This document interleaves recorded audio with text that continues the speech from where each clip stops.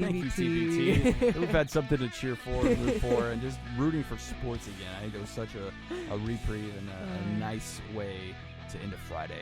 Welcome to the WCIA 3-in-1 podcast. We are taping Friday night a little bit later. A little tardy. Because we wanted to incorporate the TBT in here. And unfortunately for the House of Paign, it did not end well. Actually, it did end well, fairly well for them. Just not the result. The final result. Yeah. It was fun there. That was crazy. There was sports. There was no way. Yeah. Well, I'm sure we'll get talking about this, but I'll save it.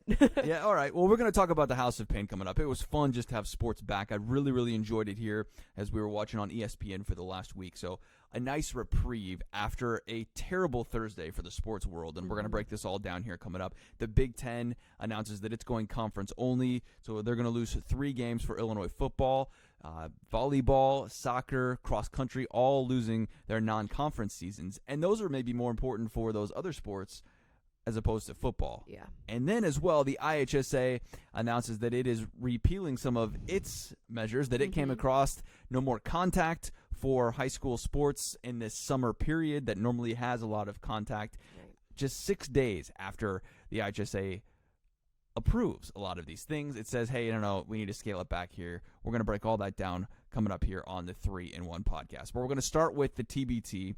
And Marlee, I've had a couple people ask me, like, what is this TBT? Because it really takes a back seat a lot of times. If you think about everything in perspective that's going on this time of year, usually we're halfway through the baseball season. The All-Star break is about this time.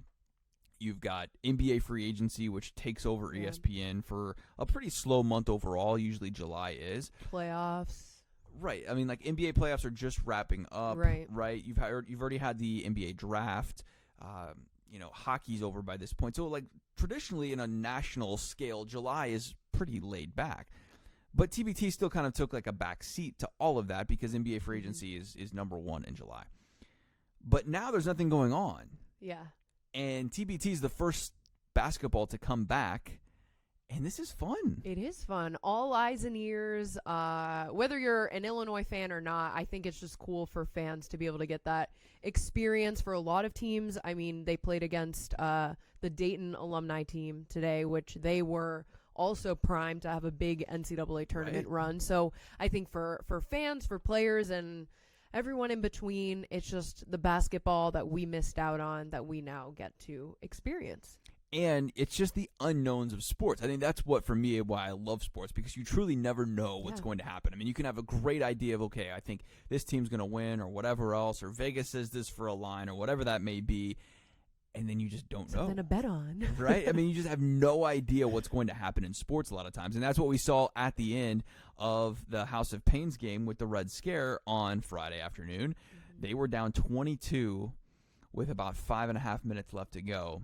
They go on a 15-1 run, House of Paign does, and all of a sudden you had Red Scare being a little scared. I mean, it was like, you were gonna make that pun. Wow, like, hey, this thing's not over quite yet, and this is win or go home for everything. Yeah. Like, there's no consolation in any of this. You're not getting paid if you don't win the whole thing. And so, I don't know, it was fun. Yeah. I really, really enjoyed the ending, but man, they had some big time issues there in the second shooting. House of Paign did, and they did not look nearly as crisp as they had the first couple of games. And then the tables turned, and it was kind of the Red Scare at the end there that just like could not put a shot down.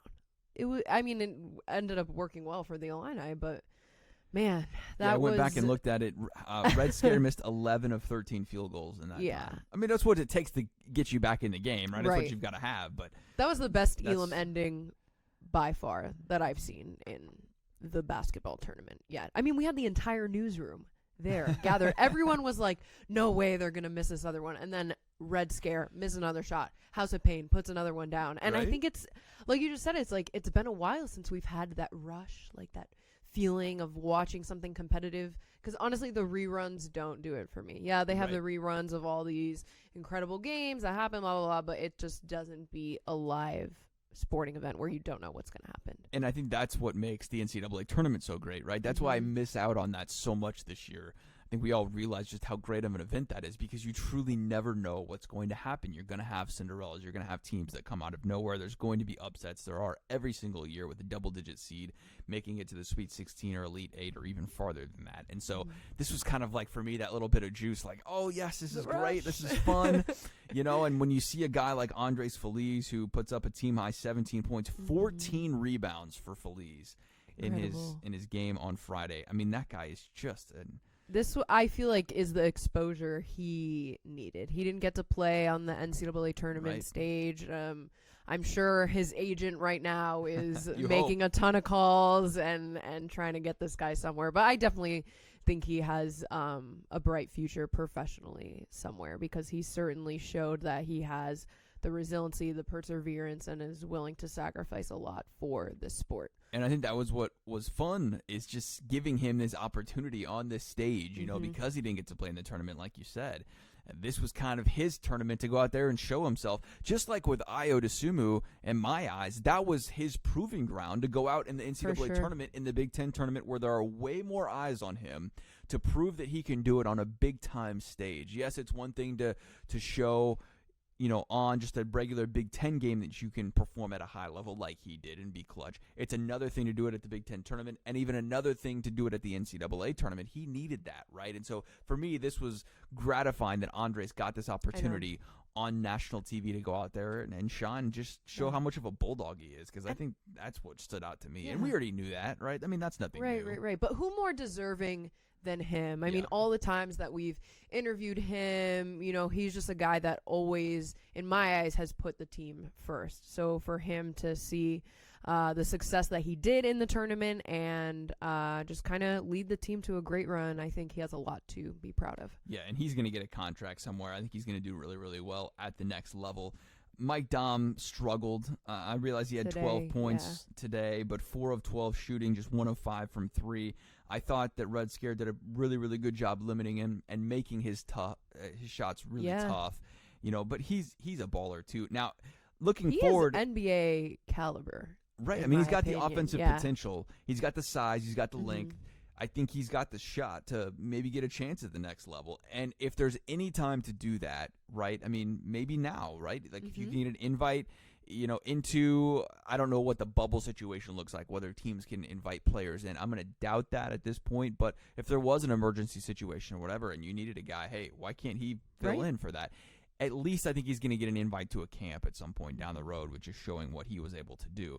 Now, for me, looking forward at this next year, if they can come back and if they can get just some of these players back again, obviously getting a guy like Mike Dahm would be fantastic if you could bring him back on a next year, right, if we're looking forward here. Because a lot of these alumni teams play this every year. Like the Ohio State team, Carmen's Crew, this has been like they've been in every single year. They won it last year. I think that's how you build some camaraderie with the team, and, that's how you ultimately get a chance to go deep in this thing. Yeah. If you could get Feliz back, obviously that would be big time. Great. Dahm would probably be my number one guy to try and get back. The adopted Illini. Yeah, right. He said that too, like in his post-game stuff. He said he's feeling the love on social media and Twitter and all of that, like getting people back. I thought Kyle Vanales was pretty good too. I mean, he showed that, man, he can really light it up a little bit. He had 11 points today, 4 of 13 from the floor, didn't make a 3, but this Illinois alumni team struggled from 3, and I think that was one of their biggest downfalls on Friday. 6 of 23 from beyond the arc. That's going to be tough to win games doing that. Absolutely. But Billy Garrett, he was good today. He really struggled some of the other games. That was a little bit frustrating to see. LaRon Black really didn't do much. I was going to say, you mentioned him. I was like, oh, yeah, he was on the team. He didn't even get in the game today, or he didn't contribute with the point, doesn't look like. I don't know if you want him back next year, if they're going to do this again. Obviously, getting a guy like Ravonte Rice would have been huge for this team with his shot-making ability, and he plays defense pretty well. Egwu just kind of is what he is. He's the program all-time leading shot blocker for a reason because he plays great defense. He's not going to give you a lot offensively, but you don't need that if you surround him with good shooters. And then Malcolm Hill struggled today.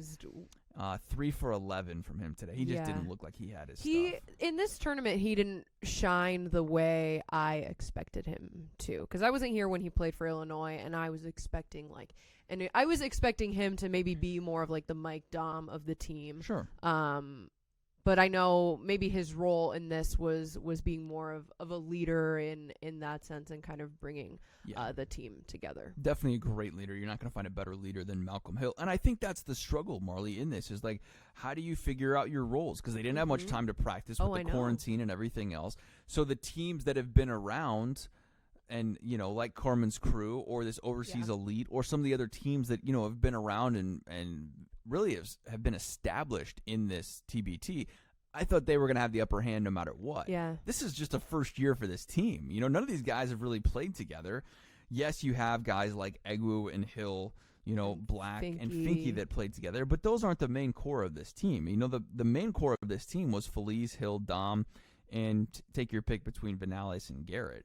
Those were kind of your core guys for this team, and they'd never really played together before. So I thought, all things considered, it was a lot of fun. I think Illini fans and Illini Nation really rallied around it. At least that was my sense on Twitter and from people coming up to me and asking me and texting me and everything else. So I call it a success. You beat the top seed as a 16 seed. You went out and knocked off the defending champions. I thought that was a pretty good success, and it was fun to watch. In this climate, in this day and age that we are right now with COVID, I was just really excited to see some live basketball. Right.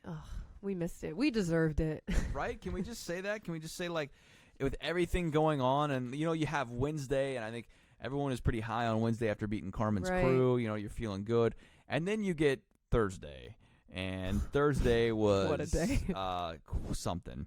So I had seen some stuff on Twitter Thursday afternoon, shortly after 12 o'clock, that it was our buddy Derek Paris down at Channel 1450 in Springfield. He had was the first one I saw tweet out that the IHSA was taking back some of its return to play guidelines or changing them, altering them a little bit. And so I did some investigating, sent out some texts, and just talking to some athletic directors around the area, and they got an email that said that there's going to be some differences. And here are the three main differences that the first email said, because I think this is all the complicated part, that during our 3-minute sportscast, and 2:30 right now, we're only down to 2.5 minutes. Well, good thing it's 2:30. Yeah, right? Like, we're not complaining about that most days.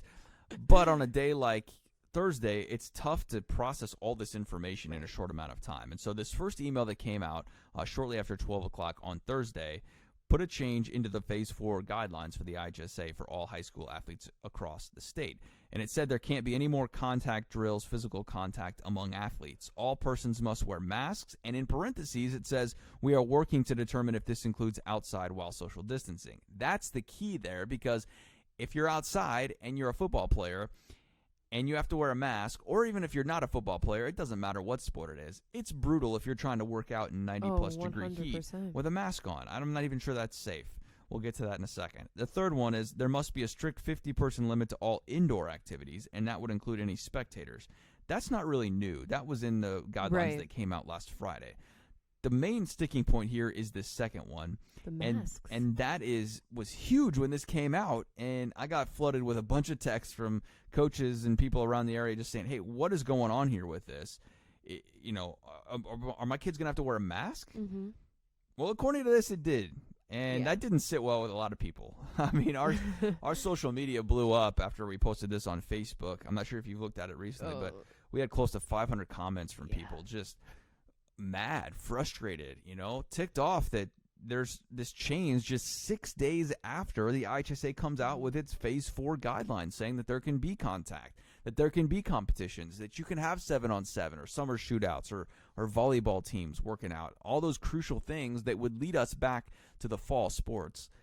And then this drops 6 days later. Yeah, but I'm not surprised, because when we were first going through the initial Phase 4 guidelines, I feel I met it with a lot of skepticism, like with the social distancing standards that they had in place, and just players being close together, playing offense and defense, especially in football when they're running drills. And, you got an offense and a defense going against each other. Now they can't even do that, and they have to wear masks. I think they were a little quick to maybe decide on that without, maybe there should have been like a 3.5 or a... Yeah. instead of a 4 all the way, because we were saying like Phase 4 doesn't feel any different from what they normally would have been doing, just Right, it was with the essentially- exception of coaches having to wear a mask. It was the same as it has always been in the summer. Mhm. There was no difference to that. And so Yeah. that's where we had got on the track and thinking like, hey, this is positive. Football could be Yeah. back. I mean, last Friday when that came out, Marlee, I was pretty energetic and thinking I was too. this could happen. I mean, we might be at a point now where if the testing numbers continue to trend in a positive direction here, that we're going to have sports back. Now, yes, after yesterday, I don't feel that way. I mean, Yeah. I'm almost on the opposite side of the spectrum now that, like, if this is how it's going to play out, then I don't have good positive vibes that we're going to have high school sports this fall. If you got to wear a mask, you got to wear a mask. But at some point, there's going to have to be an offense, and there's going to have to be a Right. defense. If you have There's to wear gonna have to masks, be there's not contact. going to be football. There's just no Yeah. way. If these rules continue, there's zero chance they're playing Mm-mm. football this fall. It's just not going to happen. Or soccer. Volleyball, there's you're close to each other. It's Yeah. just not possible. I think in volleyball you could potentially play with a mask, but that's a lot to ask of an athlete. I know. And as a parent, I don't know if I feel if as a parent, Marlee, if I have to send my kid out there with a mask, they shouldn't be playing to begin with. Yeah. That's how I feel about it. 100%. And You know, it's just not. If you're having to wear masks, then it's probably not a good idea to be having contact with people. Yeah, and it's not not that like comfort is the biggest factor in this whole thing, but I mean, so for example, at the gym I go to, they're requiring you to wear a mask when you work out, and it's hard. Like you get Yeah. hot, and you get sweaty, and you get gross, and it's just not pleasant. I don't know. It's not great. No, and I don't expect a kid to perform with the mask on. I think that's completely different. So that's yesterday at about 12:30ish.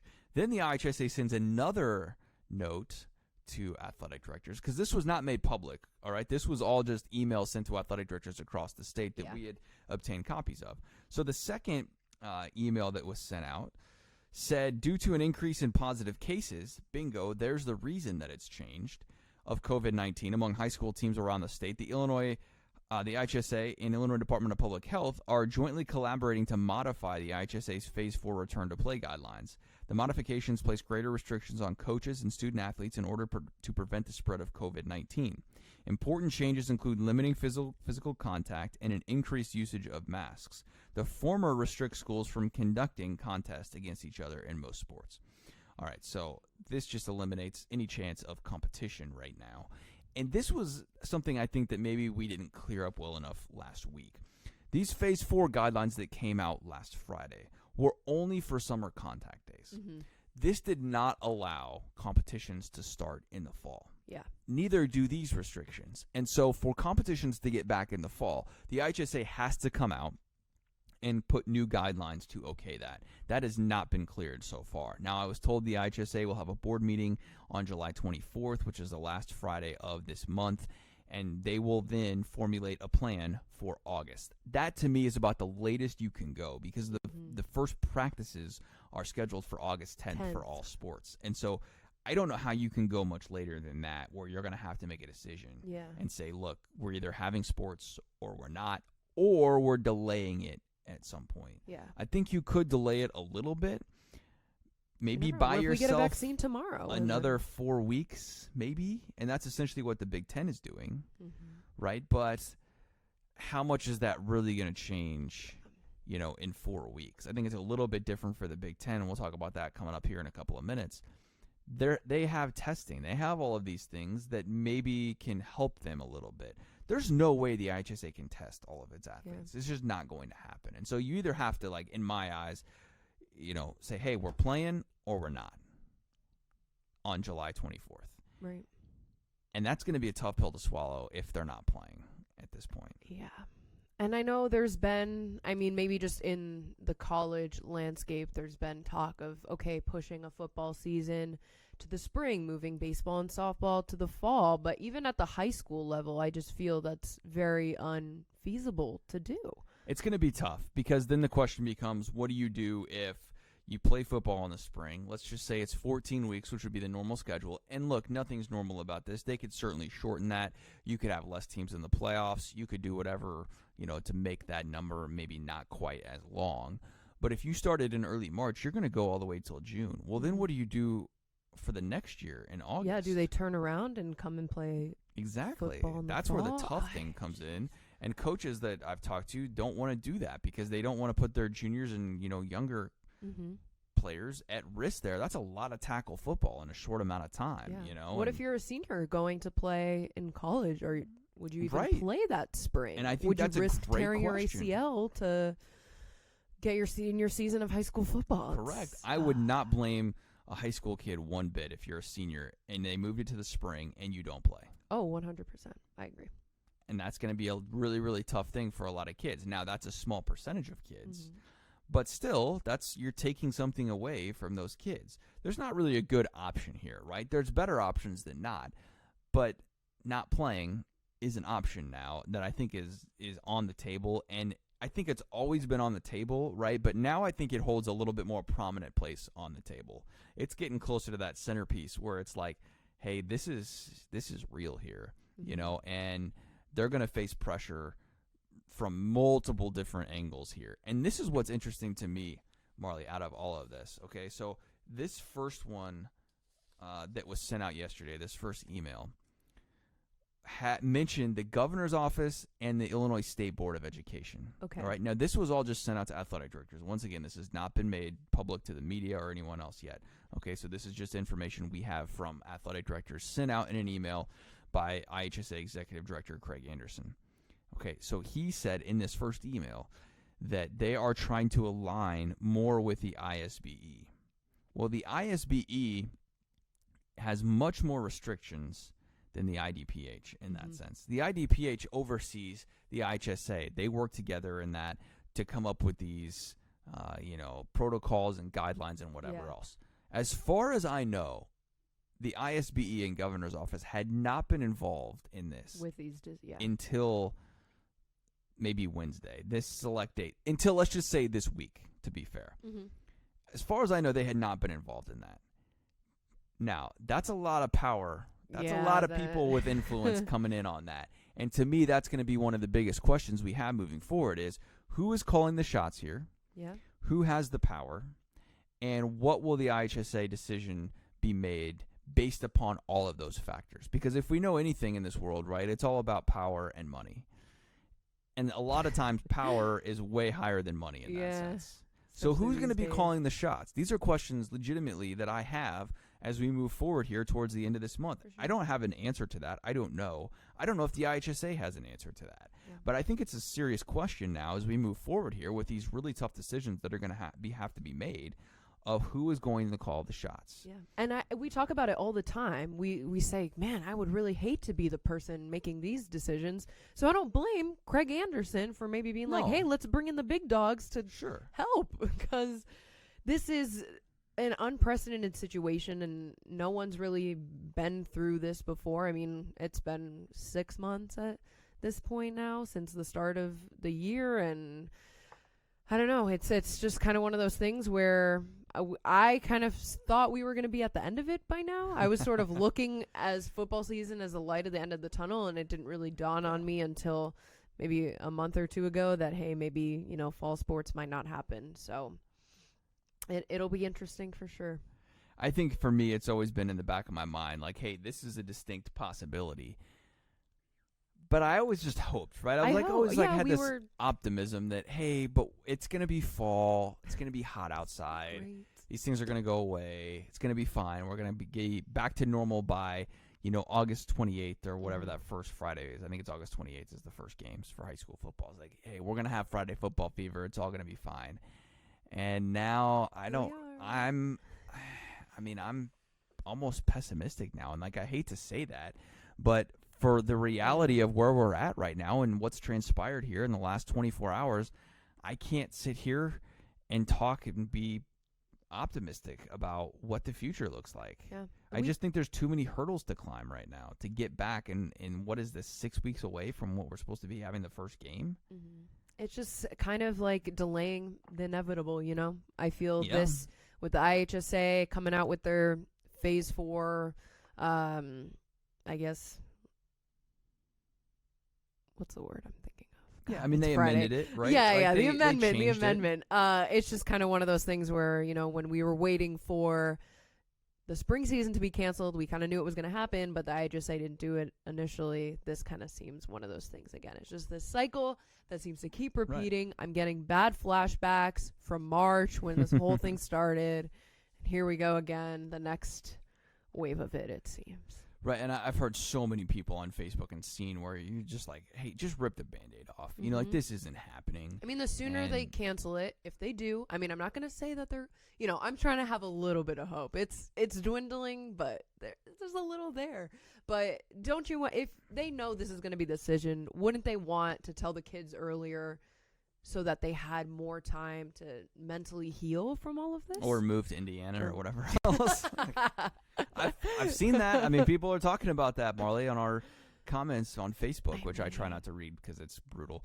But, people are thinking about that, right? Because all of the states around us are playing sports, and Illinois is not. And you can formulate whatever opinion you want out of that, but that's just the reality of the situation right now. And so I don't know. I don't have the answers. I do know that there's a big outcry of people out there that just saying, let these kids play. These kids need to be able to have the opportunity to play.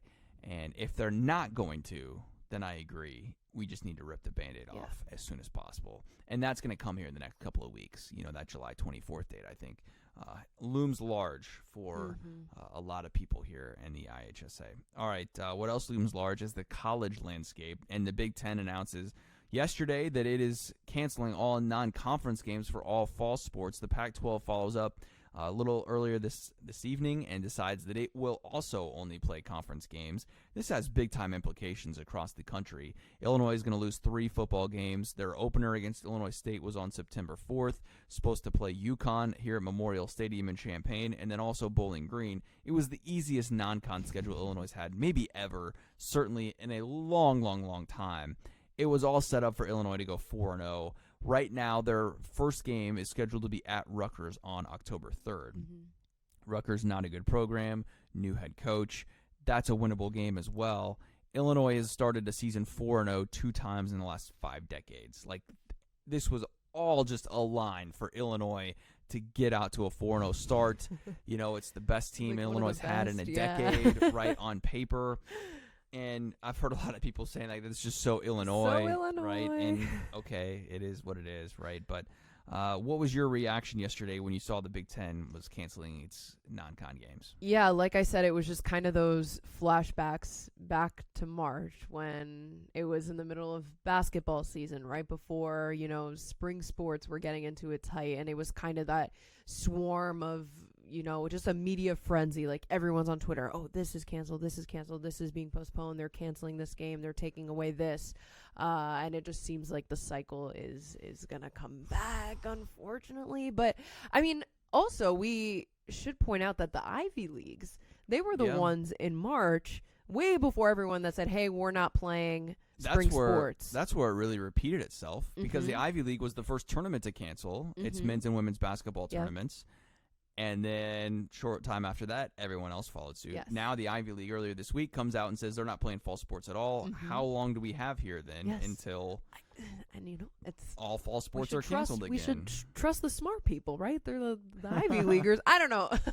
And it's kind of one of those things where we're just delaying the inevitable. It's not – I mean – I definitely saw this coming with the Big Ten, that they were going to take out all the non-conference games. But are they really even just going to play the conference games? We don't know. And I, just as much as I had doubts about high school playing, and I have way more doubts about high school not playing than college, I think they're going to do everything they can to try and get this off with college football because there's so much more money that's at stake. And I could see them canceling other sports and trying to leave football as much as possible. There's just literally billions of dollars at stake for them to play college football this year. So I think they're going to do everything they possibly can to get it off the ground. But it would also not surprise me at this point if there's no college sports this fall. And maybe we're left with just professional sports. And at this point, I have doubts about professional sports. It's way easier to keep them in a bubble, quote unquote. Baseball's supposed to get started here. Basketball and the NBA get started at the end of the month. NHL is supposed to restart. Golf's already going. That's easy, though. I think you can do that way easier than these other team sports, And so, I don't know. if I had to put a gauge on it, because somebody asked me this yesterday, okay, where are you at with high school sports? With 100% being you're playing, 0% you're not. Last week, Marlee, I was probably 70-30 they're playing. Yeah. I was moving in that direction. I mean, I was pretty confident. I was excited, happy. We were making some plans to go out to see some, high school practices and get to that next level. Now are you 30-70? I think I'm flipped here. Is that too? Is that too no far? doubt. I Is feel that the bad? same. But it happens to us every week. Something will come out or some news will break, and it's 1 week. No, there's not playing, and then the next week, oh yes they are. No, they're not. Yes they are. Right. I'm on what are they called? The little thing a seesaw. You're right. We're on a seesaw. Yeah. We're going back and forth. And everything every changes week. so quickly, right? I mean, Mhm. that's where the finality of some of these things, because there's speculation galore, right? Everyone wants to speculate. Oh, we know this, we do that. We are definitely playing high school sports this fall. I've seen some states say that, in their directors or whatever else. I'm like, okay, you can't know that, right? I mean, we're in a 100-year pandemic. You can't sit here and tell me you know anything, because I don't think anyone knows anything at this point. We don't. So I kind of laugh at everyone saying like, okay, well, this is going to happen, or we know this, or whatever else. But for me, when there's finality like there was yesterday with the Big Ten, they're not going back on that, right? No, they're not changing that. Mhm. The finality with, the Big Ten tournament was canceled, and then just a couple hours later, oh no, this is serious. Like the spring is canceled. That was such a that's domino final. effect. That's a blow, right? And like those things hit heavy. They're hard. And so for me, just seeing this yesterday, yes, okay, the high school news was maybe not quite as final, right? Because those things are changing, and there's going to be more changes in that. But for college, like this has big time implications, Right. Especially, and I think of a team like Illinois State.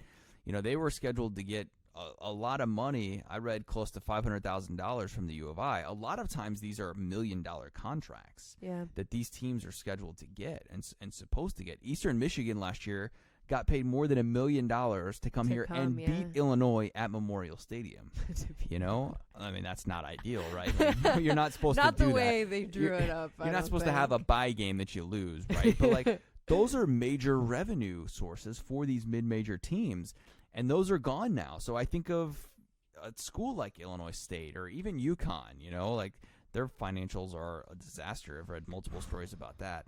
But like all of these teams are relying on the money they're getting from these bye games, and those are gone, and so there's just so many implications that come out of all of this, and it's just bigger than, okay, well, we're just not going to play conference sports. Right. And I think there's more time now that's being put into these decisions, because initially when the Big Ten basketball tournament was canceled, it was like, this is canceled, this is canceled, this is canceled. It went boom, boom, boom, one after another. The dominoes just fell like that. Now it seems to be a little more slowed out, maybe to wait and see if things do get better and if there's the possibility that. But let me ask you this, in your opinion, how much is going to change in the next month? Right. Is it? Like, I don't know. see that, right? I mean, I don't really see us at a point 4 weeks from now or 6 weeks from now, or let's just say if we get to, like, if these first games are October 3rd, right? That's the first Saturday in October. Is it really going to be that much different from now until, what is today, the 10th? So let's just say September 10th, 2 months from now.